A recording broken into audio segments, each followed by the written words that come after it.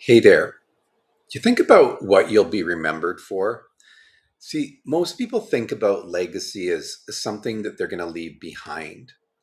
And in this consumer capitalist acquisition world that we have, often that's a material thing, right? You're leaving things to your offspring, you're leaving monuments, and you're making donation, creating foundations, this kind of stuff. But I think it's something that we live with every day, legacy. So, how are we showing up in our lives? How are we going to be remembered for who we are and how we were as individuals?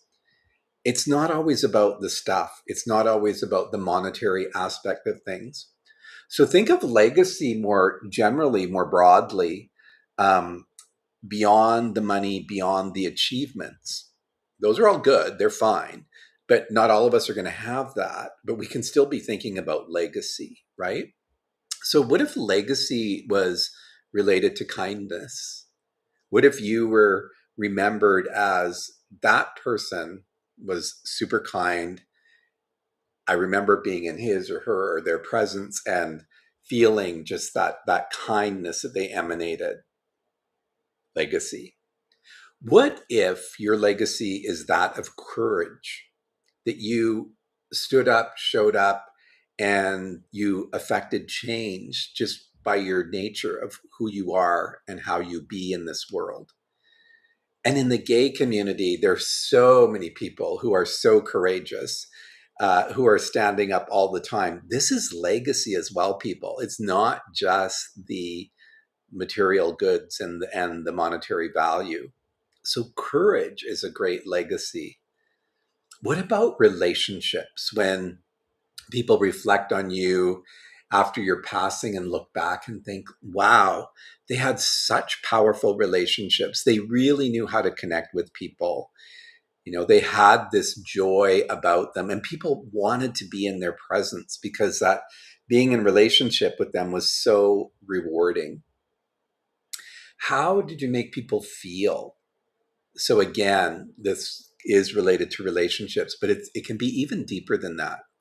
And sometimes we can have an energy about us that just has a calming effect on others. We can take what can be a pretty chaotic situation and just immerse an energy layer to it that helps to calm everything down. A lot of us are living with fried nervous systems, right? There's so much dysregulation in our modern way of living. And it's just become so habitual that most of us, frankly, don't even recognize it.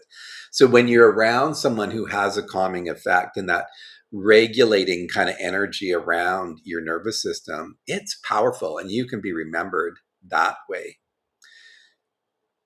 And think of legacy too in terms of who you encouraged, how you encouraged others, how you help people to maybe see a bigger version of themselves that they didn't see already.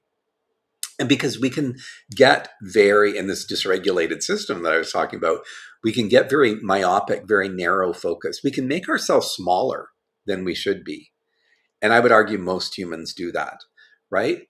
For a whole host of reasons. And we don't need to pathologize those and say how broken we are. It's just the way things are. But what if we were encouraging others? Or what if you're that person who encourages others to explore, expand, to grow, to become, that next best version of themselves? You're that encouraging person. That's your legacy. And what we help to create is our legacy as well. So you may have been involved in starting a group, an organization, creating something tangible that is useful in the marketplace. So what we create becomes part of our legacy as well. So what we're doing here in the Wisdom Trust is creating really focused and intentional space to explore aging as gay men. And that's power. There's power in that, creating that container, that place, that space for men to coalesce. And then reflection too on how we be in this world.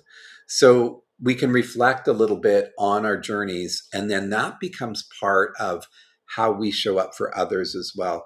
When we model this energy of reflection, then we can actually make ourselves expand and grow and become more of, again, that version of ourselves that maybe we haven't even recognized is there, that deeper potential.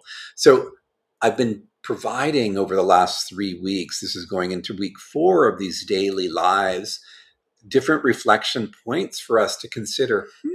How is that in my life right now? What would it look like if, right? So let's reflect a little bit on legacy. Maybe you've already got a plan. Maybe you know, especially if you've got family, kids, that sort of thing. You know, you got your will set up. You know what you're working towards. You've got all of these, sort of standard modes of legacy. Who's going to get the house? Who's going to get this? That kind of thing. Let's expand that though, and especially as gay men.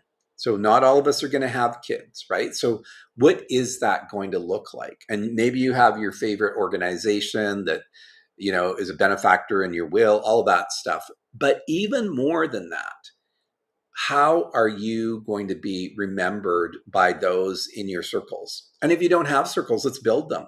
Build them in the Wisdom Trust. Come and join us and build this community of men who are appreciating a deeper, more intentional, more focused, richer approach to aging and what that looks like, and how we show up for each other, and how we provide unconditional love. Love is one of the primary threads that weaves us together in the Wisdom Trust. So if you're someone who's in need of unconditional love, come join us and let's explore this idea. Legacy is just one of the things that we get to look at. I'm going to leave you with another reflection for today. Again, reflection creates so much opportunity for us to get curious about where we are right now and where we can potentially be in the next year, years, decade, etc. So, what do you hope people will remember about the way you lived? Not just what you accomplished, but the way you lived. So again, thinking of legacy as beyond the monetary and achievement stuff, but the kindness, the courage, the relationships you fostered, the way that you were able to make people feel great about themselves, how you encouraged others, how you created spaces for others. What do you hope people will remember about you, the way you lived, and not just what you accomplished? So that's the reflection for today. I'll see you again tomorrow. Take care.